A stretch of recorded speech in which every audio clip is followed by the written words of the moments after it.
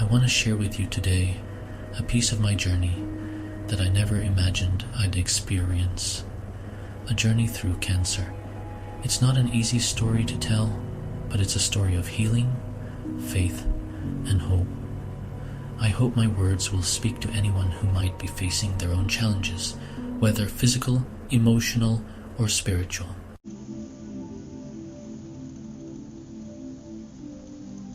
It all started like most stories do, with an ordinary day.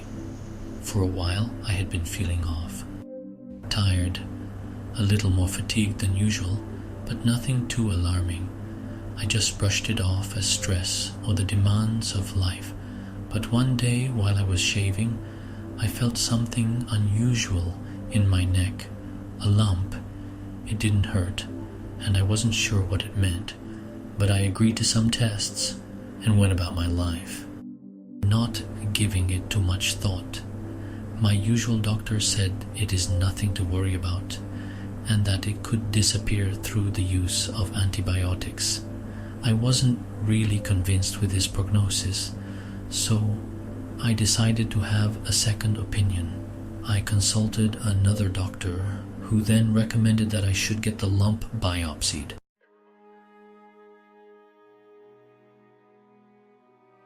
The news came back as a shock. A nodule was detected on my thyroid, and further testing revealed it was cancerous. At that moment, time seemed to stop. The words, "You have cancer," were uttered, and it felt like everything around me went blurry. How could this be happening to me? I wasn't even showing major symptoms. I had never imagined that something like this would enter my life, let alone my body.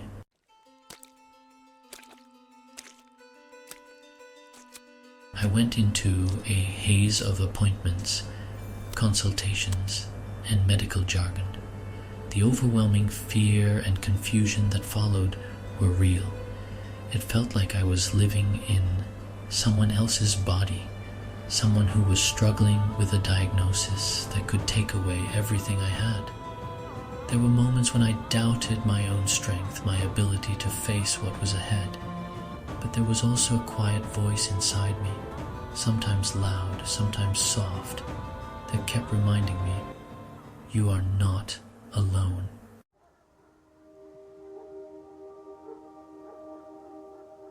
Through all of this, my faith became my anchor. I have always believed in God, but this was a test in ways I had not imagined. I began to pray more than I ever had before, seeking peace, guidance, and comfort. I held on to the scripture in Isaiah 41 verse 10 that says, "Fear not, for I am with you. Be not dismayed, for I am your God. I will strengthen you. I will help you. I will uphold you with my righteous right hand." These words carried me in ways I can't fully describe. I clung to them like a lifeline. I also found immense comfort in the love and support of my family and friends. They rallied around me, offering their prayers, their presence, and their encouragement.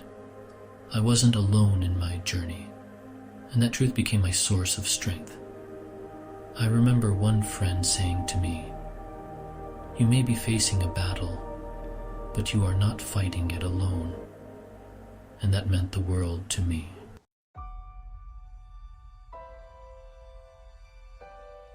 The surgery was scheduled, and the days leading up to it were filled with a mix of emotions.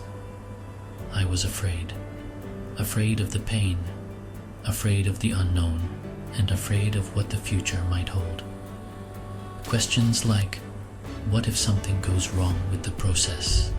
And who will look after my wife and daughter? Assaulted me.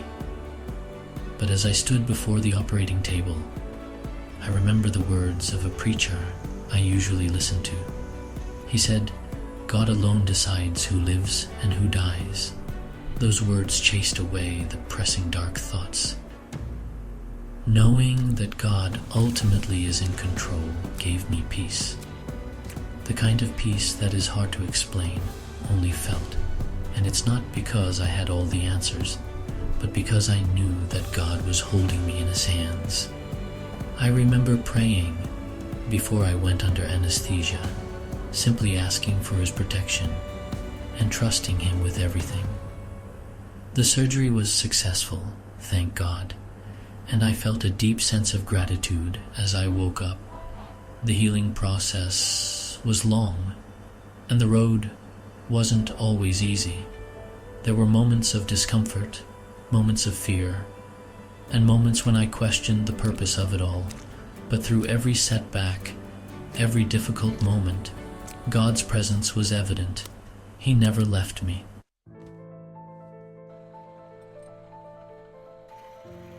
After the surgery, I had to go through radioactive iodine treatment, which involved more challenges and uncertainty. But with each passing day, I grew stronger, and I began to feel like myself again, like the person I was before all of this, but with a deeper understanding of what it means to be alive, to be loved, and to be cared for by a higher power.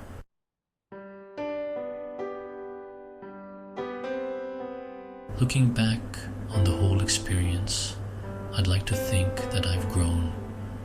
I've learned the importance of taking nothing for granted. I've learned to cherish each moment, to appreciate the small things in life, and to never underestimate the power of prayer, love, and community. I've learned that no matter what life throws at me, I can face it with courage, knowing that God will walk with me every step of the way. I'm speaking to you today as a thyroid cancer survivor, and I am so deeply thankful for the gift of life. My cancer is in remission, and I know I am incredibly blessed. But even if things had turned out differently, I know now that my worth is not defined by my diagnosis or my struggles. My worth is defined by the love of God through Christ and the people He has placed in my life.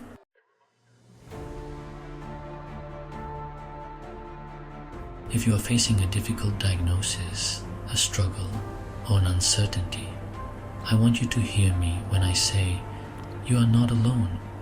It's okay to feel afraid. It's okay to ask questions, and it's okay to not have all the answers. But know that there is hope. There is always hope. And no matter what your situation, you can face it with strength, courage, and faith. I've learned that healing isn't just physical, it's emotional, spiritual, and mental. It's finding peace within yourself. And most importantly, knowing that no matter what life throws at us, we have the strength to persevere because we are loved and supported. My journey with cancer has taught me that life is fragile, but it is also incredibly precious.